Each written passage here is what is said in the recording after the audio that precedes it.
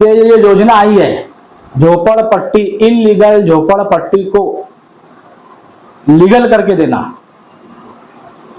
बताया किसी कारपोरेटर ने आपको, बताया किसी आजी और माजी आमदार ने आपको कि जो तुम्हारी वोट पे हम चुन के आए, आवाम झोपड़पट्टी की आवाम की वोट पर चुन के आने के बाद हम सत्ता में बैठे हैं, हम मेयर बन के बैठे हैं, हम स्टैंडिंग चेयरमैन बन के बैठे हैं, हम उप मेयर बन के बैठे हैं।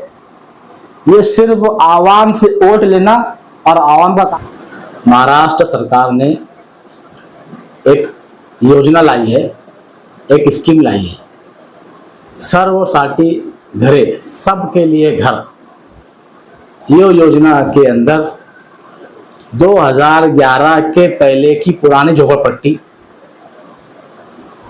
जो महाराष्ट्र शासन और नगर पालिका के नाम पे 7 बार उतारे हैं, ऐसी झोपड़पट्टियां जो 2011 के पहले से बसी हुई है, पुरानी है, ऐसी झोपड़पट्टियों को वहां से हटाना नहीं है। सरकार ने कहा है कि उस झोपड़पट्टियों को कारपोरेशन 7 बार बनाकर उसको लीगल करके दे, उसको कानूनी दर्जा दे। मैं आपको बता दूं, मालेगांव महानगर पालिका ने आउटर के एमएलए 10 झोपड़पट्टियों को मालेगांव महानगर पालिका ने 7 बार बनाकर दिए, 2700 घरों को लीगल करके दिया है। तो मेरा सवाल ये है, मालेगांव शहर के सेंट्रल के लीडरान से क्या मालेगांव मध्य में, मालेगांव सेंट्रल में झोपड़पट्टी नहीं है? 36 झोपड़पट्टी का मालेगांव नगर पालिका ने सर्वे किया, जिसमें 10 झोपड़पट्टी को 7 बार बना कर दिए गए। उन झोपड़पट्टियों के नाम मैं अभी आपके सामने बता रहा हूं। सबसे पहले दरेगांव में और सायने बुद्रुक में महात्मा फुले नगर दयाना, महात्मा गांधी नगर दयाना, अंबेडकर नगर दयाना, आदिवासी नगर दयाना, गणेश नगर दयाने, लक्ष्मी वाड़ी संगमेश्वर, चंद्रमणि नगर दयाना, दरेगांव, सायने बुद्रुक, ऐसे 10 झोपड़पट्टियों को 7 बार बना के मालेगांव महानगर पालिका ने दिया है। और कब दिया मालूम आप? अभी दिया है, 2025 में दिया है।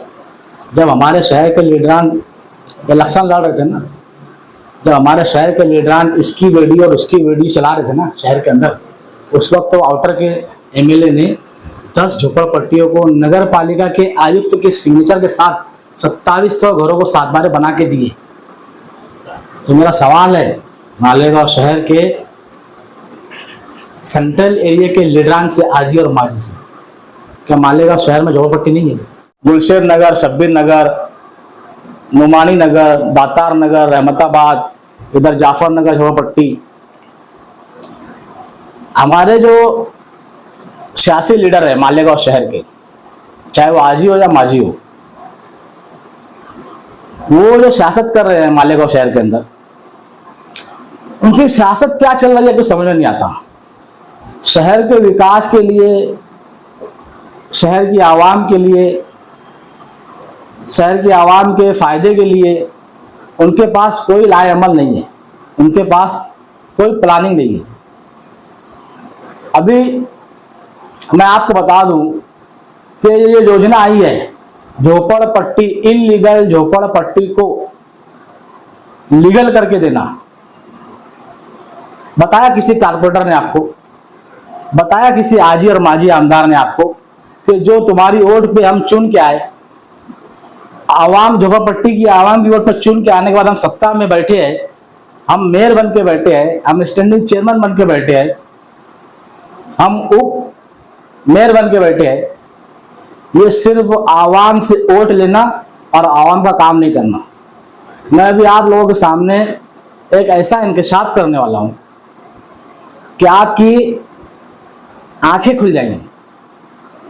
मालेगांव शहर में झोपड़पट्टी जो इलीगल झोपड़पट्टी है उसको लीगल करके देना है, उस झोपड़पट्टी को मालकाना हुकूक करके देना है, उनके 7 बारे बना कर देना है। इसके लिए कोई स्टैंडिंग की और कोई महासभा की मीटिंग लेने की जरूरत नहीं है, डायरेक्ट करके देना है।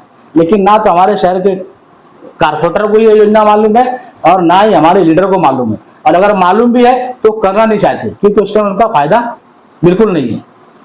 मैं आपको बता दूं कि 36 झोपड़पट्टी का सर्वे हुआ, 36 झोपड़पट्टी का सर्वे हुआ और सर्वे होने के बाद में 10 झोपड़पट्टी को 2700 सातबारे बना के कारपोरेशन ने दिए। 10 झोपड़पट्टी के नाम अगर आप सुनेंगे तो मैं बताता कि दयाने के अंदर 5 झोपड़पट्टी है आउटर के हिस्से में, दरेगांव में 2 झोपड़पट्टी है, सायने में झोपड़पट्टी है। ऐसे 2700 घरों को मालेगांव महानगर पालिका ने सातबारा बना कर दिया।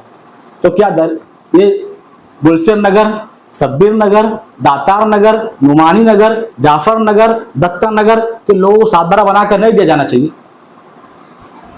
इन लोगों को सातबारा बनाकर दिया जाना चाहिए, लेकिन इनको जो है ना, इन आवाम से सिर्फ वोट लेना जानते हैं, लेकिन आवाम में काम करना जानते नहीं है। अब्बास नगर, रहमताबाद, ऐसी बहुत सारी झोपड़पट्टियां हैं जिसके मकीन रहने वाले उनको सिर्फ घरपट्टी है, सातबारा उतारा नहीं है।